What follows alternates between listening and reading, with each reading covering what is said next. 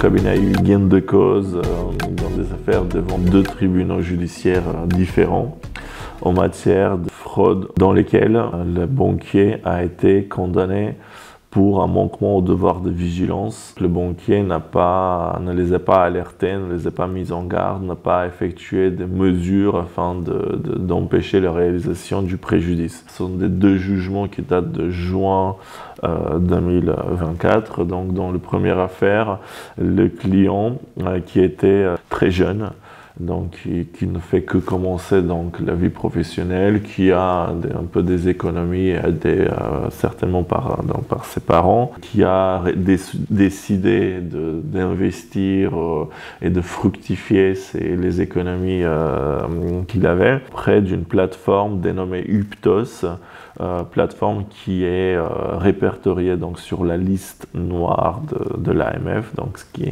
qui constitue une certitude de la fraude, de l'escroquerie. Uptos a eu un discours très rodé, des arguments très solides afin de le convaincre d'investir et de réaliser des bénéfices. C'est ce qu'il a fait. Ensuite, après s'être aperçu qu'il était victime d'escroquerie, il a déposé plainte. Et il a également introduit une action en justice contre son établissement bancaire, lui reprochant de ne pas l'avoir alerté ou mis en garde lors de ses investissements afin d'éviter la réalisation de ce préjudice. Donc le tribunal, après un certain temps donc de procédure, après 3 ans de procédure, le tribunal a condamné le banquier. Effectivement, au vu du profil de la victime et de ses habitudes, que ces paiements effectués en un laps de temps très court pour des montants élevés constituent des anomalies apparentes qui l'obligent à mettre tout en œuvre pour empêcher la réalisation du préjudice. Ça, c'était une affaire qui est venue devant le tribunal judiciaire de Toulouse.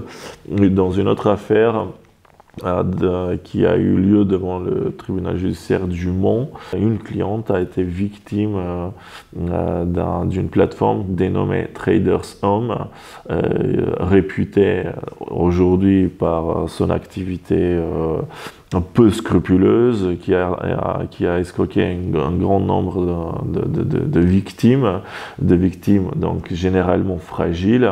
Notre cliente d'origine donc allemande, qui avait peu de connaissances en matière d'affaires, en matière d'investissement, en matière de placement, s'est vue rapprocher également par ces personnes. Souvent, ils opèrent de la même façon, et souvent, il y a les mêmes personnes qui sont derrière toutes ces plateformes frauduleuses, et le mode opératoire, c'est le même. Donc, on essaye de les convaincre, les victimes qui sont souvent fragiles et vulnérables et qui peuvent facilement mordre à l'hameçon, que peut facilement les croire, qu'ils peuvent investir et que ces investissements sont garantis, qu'ils ne peuvent pas perdre ces investissements, mais qui de surcroît vont réaliser des bénéfices très intéressants. Notre cliente a investi auprès de Traders Home, elle s'est aperçue qu'il n'y a aucun retour de son investissement et qu'il n'y a plus de contact. Elle s'est aperçue qu'il s'agit d'une escroquerie. Elle a été très abattue, une déception, un préjudice moral conséquent, une douleur qu'elle a toujours aujourd'hui, malgré les victoires judiciaires. Il a décidé de déposer plainte et d'agir contre ces établissements bancaires, puisque les virements ont été effectués depuis 2 établissements bancaires, et donc le tribunal judiciaire du Mans a considéré que l'un des 2 établissements a effectué certaines mises en garde dont la preuve était discutée, puisque c'était d'une preuve orale.